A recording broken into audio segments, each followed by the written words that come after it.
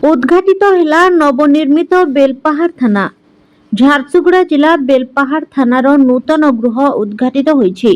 गृहमंत्री अमित शाह, मुख्यमंत्री मोहन चरण माझी वीडियो कॉन्फ्रेंस जरिया जोग देई नवनिर्मित बेलपाहाड़ थानार उद्घाटन करिसेंति। प्राय 2 कोटी टंका विनिमय रे एही थाना उद्घाटित होईछि। एहा द्वारा लोके उपकृत होई परिबे बोली आशा करा जाउछि। पुराना थाना फांडी हिसाब रे एहा परिचालित हेबो।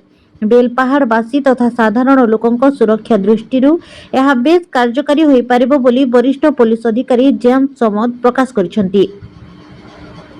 यह राजपथ निकट रे थिबा सह विस्तृत स्थान रहिछि, जहा द्वारा बेलपाहाड़ एवं आखपाख अंचल रे पुलिस पेट्रोलिंग करिबा एवं साधारण लोकंकु थाना को पहुंचीबा पई सहायक हेबो। आज एही उद्घाटनी अवसर में झारसुगुड़ा जिलार अतिरिक्त आरक्षी अधीक्षक जेम्स समाद, बेलपाहाड़ थाना अधिकारी विकास कलेत, बेलपाहाड़ थानार समस्त वरिष्ठ पुलिस अधिकारी और कर्मचारी, जिला बीजेपी सभापति रघुनंदन पंडा और बेलपाहाड़ आखपाख अंचलर बुद्धिजीवी माने उपस्थित रहिथिले।